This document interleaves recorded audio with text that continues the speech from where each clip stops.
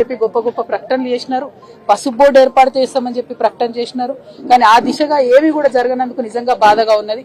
పేరుకే ఒక గెజెట్ ఇచ్చి పసుపు బోర్డు ఇచ్చిరు తప్పితే దానికి చట్టబద్ధత లేదు. దాంతో ఇప్పుడు ఏమైతున్నది, రైతులకు ధర పడిపోయేటటువంటి పరిస్థితి ఉన్నది. ఒకవేళ పసుపు బోర్డు నిజంగా పార్లమెంట్ లో బిల్లు పెట్టి పాస్ చేస్తే బయట దేశాల నుంచి వచ్చేటటువంటి నాసి రకం పసుపు దిగుమతిని తగ్గించుకోవచ్చు. దానివల్ల మన రైతులకు ఇక్కడ లాభం జరిగి ధర పెరిగేటటువంటి ఆస్కారం ఉంటుంది. అదే విధంగా ఇక్కడ పసుపు పరిశ్రమలు పెట్టవచ్చు. దానివల్ల ఇంకా కూడా పసుపుకు రేట్ వచ్చేటటువంటి ఆస్కారం ఉంటుంది. అవన్నీ పోయినా ఏదన్నా ఒక సీజన్ లో పంట ఖరాబ్ అయినా రైతులకు మద్దతుగా ఉండేందుకు 15,000 మద్దతు ధర ఇస్తే ఆ భయంతోనన్న వ్యాపారులు మరి వీళ్ళని కరెక్ట్ గా చూసుకునే అవకాశం ఉంటుంది. ఇవాళ ఇవేమీ లేనందుకు ఇక్కడ మొత్తం మార్కెట్ లో వ్యాపారులంతా కూడా సిండికేట్ అయిపోయినరు. మొత్తానికి మొత్తం ధర తగ్గిస్తున్నారు. వచ్చినటువంటి రైతు ఒక్కొక్కరు 2, 3, 4 రోజులు వెయిట్ చేస్తే కూడా కనీసం ఈ వెరైటీ ఏంది, బిల్ ఏందని చేస్తలేరు.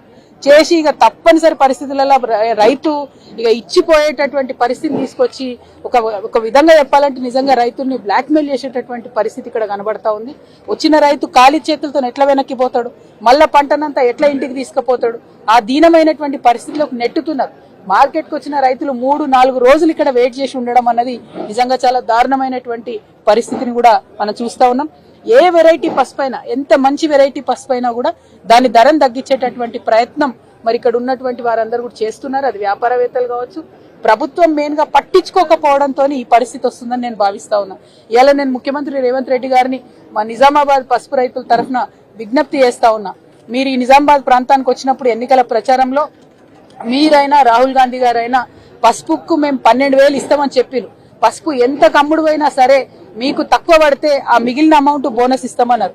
మరి ఇవాళ ఇక్కడ చాలా మంది మాట్లాడిండ్రు 8,000 కమ్ముడు అయింది, 7,500 కమ్ముడు అయింది, 10,000 కమ్ముడు అయింది. ఆ మిగతా అమౌంట్ ఏదైతే ఉంటుందో మీరు బోనస్ ఇవ్వాలని చెప్పి నేను డిమాండ్ చేస్తా ఉన్నా. ఒకవేళ 9,000 పసుపు పోతే మీరు 3,000 రైతుకు బోనస్ కట్టిండి. ఎందుకంటే లెక్కలు ఉంటాయి, పేర్లు ఉంటాయి, ట్యాగ్ ఉంటుంది, బిల్లు ఉంటుంది, మోసం జరిగే ఆస్కారం ఉంటుంది. మీ దగ్గర డేటా లేదనేటటువంటి పరిస్థితి ఉండదు.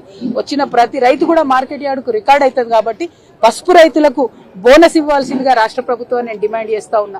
కేంద్ర ప్రభుత్వాన్ని మీద 15,000 మద్దతు ధరకై పోరాటం కొనసాగుతుంది. పసుపు బోర్డుకు చట్టబద్ధత రావాలనే విషయం కొనసాగుతుంది. దిగుమతులు తగ్గాలనే విషయం కూడా కొనసాగుతుంది. ఆ పోరాటం జరుగుతూనే ఉంటది.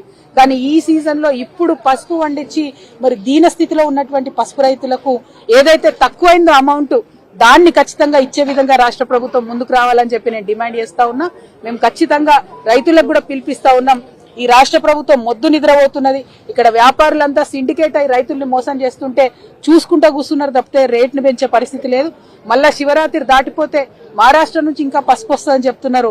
మహారాష్ట్ర నుంచి కూడా పసుపు మన మార్కెట్కి వస్తే ఇక మొత్తానికి మొత్తం మన తెలంగాణ పసుపు రైతులు ధర కంప్లీట్ గా తగ్గిపోయి ఆగమయ్యే పరిస్థితి ఉంటది. కాబట్టి నేను రైతులందరినీ కూడా కోరుకుంటా ఉన్నాను, వేడుకుంటా ఉన్నాను. ఇక పోరాటం చేసేటటువంటి సమయం ఆసన్నమైంది. మనం 1వ తారీఖు, 2వ తారీఖు, 3వ తారీఖు మనందరం అనుకొని ఒక రోజు కలెక్టరేట్ దిగ్బంధనం పెడదాం. ఆ లోపల కనుక ప్రభుత్వం దిగి రాకపోతే ఖచ్చితంగా మా నిజామాబాద్ జిల్లా కలెక్టరేట్ ని ముట్టడిస్తాం. ఆ దిగ్బంధనంలో రైతులందరూ కూడా పెద్ద ఎత్తున పాల్గొనాలి. కలెక్టరేట్ ముంగటనే కూర్చొని బాజాప్తా పసుపు ముందట పోసి కలెక్టరేట్ ముంగట మేమందరం కూడా ధర్నా చేస్తాం. ఎందుకంటే 9 నెలలు కష్టపడితే ఎట్లా ఒక తల్లి బిడ్డను మోస్తుందో అట్లా రైతు పసుపును మోస్తాడు 9 నెలలు. మీకు ఇంత కూడా పట్టింపు లేదు. ఎన్నికల కోసం ఓట్ల మందం వచ్చి ఎటువడితట్టు మాట్లాడిపోయినరు. ఇవాళ ఆ మాట నిలబెట్టుకోవాల్సిన సమయం వచ్చింది. పోయినసారి రైతు నష్టపోయిండు, ఆనాడు మీరు ముందుకు రాలేదు. ఈ సంవత్సరం రైతు నష్టపోతున్నాడు. ఇప్పటికన్నా మీరు ముందుకు రావాల్సిందిగా నేను రేవంత్ రెడ్డి గారిని డిమాండ్ చేస్తున్నా.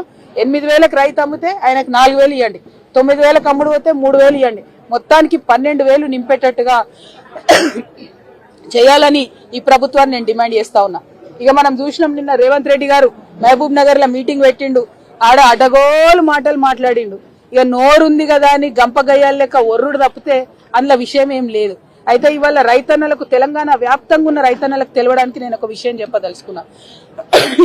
ఎప్పుడైతే ఆంధ్రప్రదేశ్ ముఖ్యమంత్రి చంద్రబాబు నాయుడు గారు, రేవంత్ రెడ్డి గారు ఆ ఇద్దరు కూడా ప్రజాభవన్ లో మీటింగ్ పెట్టుకున్నారో ఆ తర్వాత ఇమీడియట్ గా పోయి చంద్రబాబు నాయుడు గారు నేను గోదావరి నుంచి నీళ్లు తీసుకొని బంకచెర్ల నుంచి తీసుకుపోతానని ఆయన ప్రకటించిండు.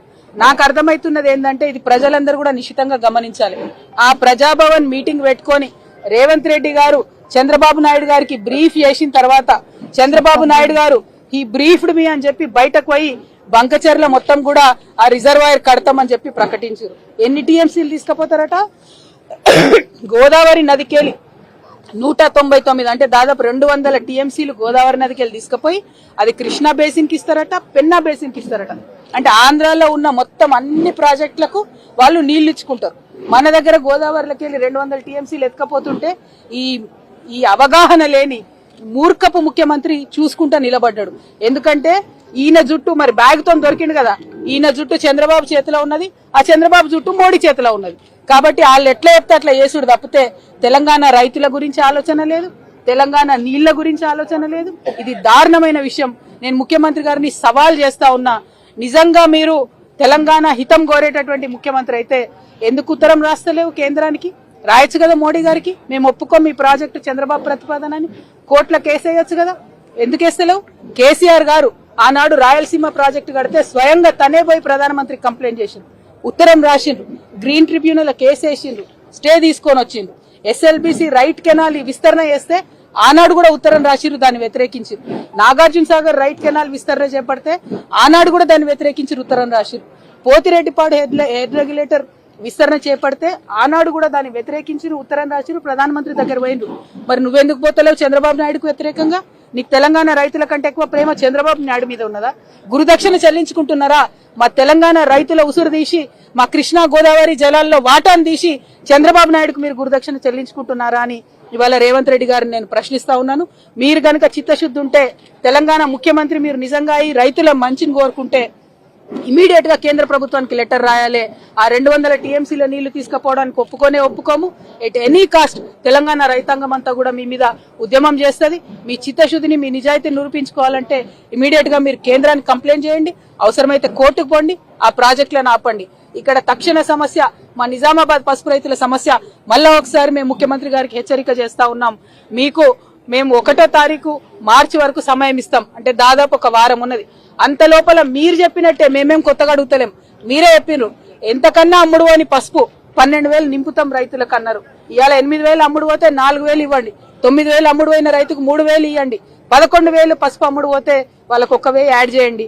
ఏం చేస్తారో చేయండి, కానీ 12,000 మనకు రైతులకు వర్కౌట్ అయ్యేటట్టుగా బోనస్ ప్రకటించాలని డిమాండ్ చేస్తున్నాం. లేదంటే మాత్రం మార్చి 1వ తారీఖు నాడు పెద్ద ఎత్తున భారీగా కలెక్టరేట్ ముంగట రైతులందరం కూడా కలిసి మరి ధర్నా చేస్తామని చెప్పి తెలియజేస్తా ఉన్నాను. రైతులను ఆదుకోవాలని కూడా ప్రభుత్వాన్ని డిమాండ్ చేస్తున్నాను. Thank you. జై తెలంగాణ.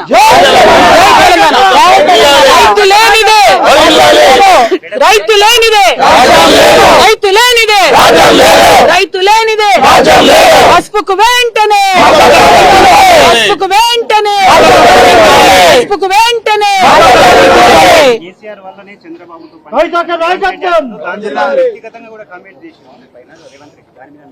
ఆయనకు వ్యక్తిగతంగా కమెంట్ చేసుడు తప్ప ఇంకో పనేముంది? నోరు ఉంది కదా అని మాట్లాడే ఎటు పడతాటు పని వేయాలా. బాధ్యతాయుత పొజిషన్లు ఉన్న వాళ్ళు మాటలు తక్కువ వేయాలి, పని ఎక్కువ వేయాలి. నిన్న ఏం మాట్లాడిండండి ఆయన మీటింగ్ లో? బీజేపీని తిట్టిండు, కొద్దిసేపు బీఆర్ఎస్ ని తిట్టిండు. బీఆర్ఎస్ లో నన్ను కోర్టు తిట్టింది, ఆయనను ముఖ్యమంత్రి గారిని చివాట్లు పెట్టింది. నువ్వు ఆ కవిత గారి విషయంలో నువ్వు మాట్లాడొద్దని చివాట్లు పెట్టింది. సుప్రీంకోర్టు చివాట్లు పెట్టినటువంటి చరిత్రలో మొట్టమొదటి ముఖ్యమంత్రి మన కర్మగాలి, మన తెలంగాణ ముఖ్యమంత్రి రేవంత్ రెడ్డి. అయినా కూడా ఆయన విఘ్నత పాటించకుండా నా మీద ఎటువంటి అటు మాట్లాడితే అది చరిత్ర నిర్ణయిస్తుంది. ఇగో మా అన్నదమ్ములు అందరూ ఉన్నారు, వాళ్ళు కూడా చూస్తారు, వాళ్ళు నిర్ణయిస్తారు సమయం సందర్భం బట్టి. నేను కూడా మళ్ళీ అట్లా మాట్లాడి నా స్థాయిని నేను తగ్గించుకోదలుచుకోలేదు. ముఖ్యమంత్రి గారు ఆలోచన చేసుకోవాలి. సుప్రీంకోర్టు చివాట్లు పెట్టినాక కూడా నన్ను ఏదో అంటే అనని, నాకు పోయేదేమున్నది? ప్రజలు చూస్తారు, ఆయన స్థాయి తగ్గుతుంది తప్ప నా గౌరవం ఏం తగ్గదు. 1, 2 అవన్నీ పక్కకు పెట్టి మీరు చెప్పిన మాట చెప్పినట్టు చేయండి. రైతులకు బోనస్ ఇస్తానని ఇవ్వండి, నీళ్లను కాపాడండి, గోదావరి నీళ్లు. ఆ 2 పనులు చేయాలని ముఖ్యమంత్రి గారిని డిమాండ్ చేస్తున్నారు. జై తెలంగాణ.